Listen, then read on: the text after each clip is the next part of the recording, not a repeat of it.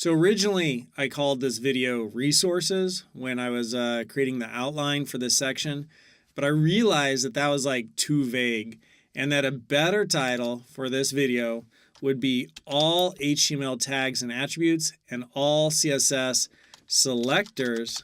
I need to change that right now. Selectors and properties. So all CSS selectors and properties. So that's what we're going to learn in this video. Is I'm going to give you access to a really great resource, a couple of really great resources, which are going to list out all of the tags, all of the HTML tags, all of the attributes for those tags, all of the CSS selectors, all of the CSS properties. So HTML is the structure of the document, CSS is the formatting, and then the structure, we're going to know what elements, we need to know which elements we have to choose from. That's where we'll see all of the elements right there. We'll need to know different attributes and what attributes can we use. So we could go research those attributes here. That's a little less important than this one.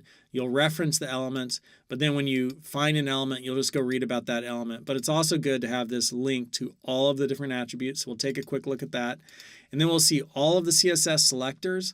And we aren't going to learn all of this stuff in this one video thoroughly and in depth. You're just learning that this resource is here.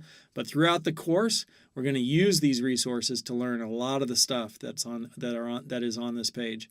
All right, so the selectors, all the CSS selectors, and all of the CSS properties. So if you remember, CSS does the formatting. We have a rule set. The rule set has a selector or selectors and then a declaration block. And inside that declaration block are declarations. And each declaration has properties and values. So these are all the properties. And the different properties we can use, we've seen a lot of them. Width, height, background color. Those are all properties, CSS properties, right? Here's the rule set. Here's the selector. Here's the declaration block. These are all declarations right here. Each declaration has a CSS property. So width, height, background color. Color changes the color of text. Font size changes the font size. We're going to learn a new cool one, border and border radius. So those are some new properties we're going to learn. But this video, we're going to see all the properties. So let's take a look at that stuff. So here are all of the HTML elements, right? And you can see them all listed right here. And there's a couple of interesting things to point out. The list is kind of long. I think there's like 100 or 110 or 125 that are like the ones you currently use. A lot of these things have trash cans next to them, which means throw it away. And if you look, it says obsolete. So we don't use that one. Some of them have like, you know, a little flask next to them, which means you're only drunk if you use this. It means it's like science. It's in the laboratory. It's still experimental. And so if you're wondering, hey, can I use that? You would go to caniuse.com and type in picture, and you'd see that only 69.85% of browsers support that tag, right? So, okay, that's a little bit too experimental. Only 69% of people will be able to see it. Some of them have a little exclamation point. This one's got all three, right? But here's the exclamation point for no BR. Maybe they need a no BS tag. That'd be a good one. This feature is non-standard and is not on standards track. Do not use it on production sites facing the web. It will not work for every user. So that's a pretty strong, you know, recommendation. So exclamation points, thumbs down, trash cans, right? Science flasks. Those are all, when you take those out, there's a lot less in here. Blink. I'm sad that the blink tag's gone. That was awesome back in the day. It was crazy in a really cool way. All right, so these are all of the HTML tags. You could click on any of these to learn about them. So I could click on aside and go learn about aside. We will be using aside. Or I could read right here. They've broken them into different categories, right? So content sectioning, we'll be spending a little time here dealing with content sectioning and figuring out how to do the footer, the header, you know, the main, the nav, that kind of stuff. And we've already seen that. Right? In the beginning, when I was talking about structuring your document, we saw a couple of images that do that. So there are all of your HTML elements, all of your HTML tags. Elements tags, use those words interchangeably. And then we have all of the HTML attributes. So this is just kind of an interesting resource just to scroll through. Like we were looking at href, and it tells us that href is good for the anchor tag and the link tag. right? Okay, cool. And also area and base, but we've seen it with anchor and link, the href attribute. And then we also saw the source attribute.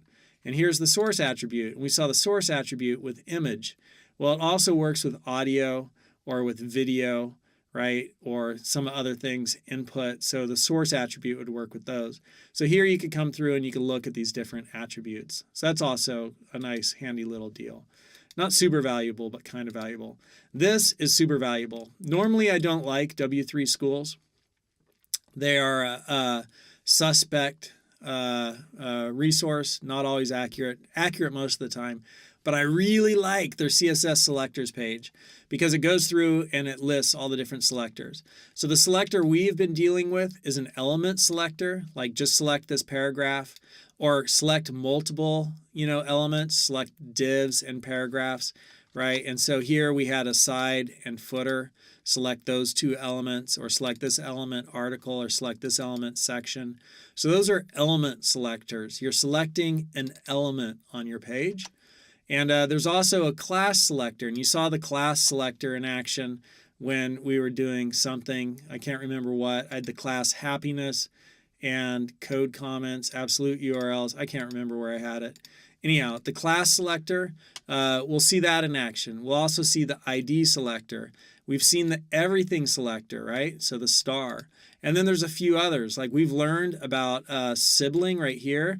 So selects all elements that are placed immediately after, right, that are siblings. Here are children, selects all P elements where the parent is a div element, right? So that's the children. We saw that with Emmet. Uses some similar notation to CSS to do the Emmet stuff. So that's all of your CSS selectors. And then here are all of your CSS properties. And when we scroll through these properties, some of the ones we've learned so far: width, height, background color. So here we could see background color, right? We could also just do background or background image. And so here are these different CSS properties we could use. We're going to look and see how to use border. And so these are all of the different CSS properties we can use to style our web pages. There's width right there. We've used that. We've also used color right here. If we click on color, we could go read about it. Sets the foreground color of text content, so changes the color of text. So anyhow, here are all of your elements, all of your tags, all of your attributes, all of your CSS selectors, and all of your CSS properties. And these are resources which are really good to reference as you continue learning HTML and CSS.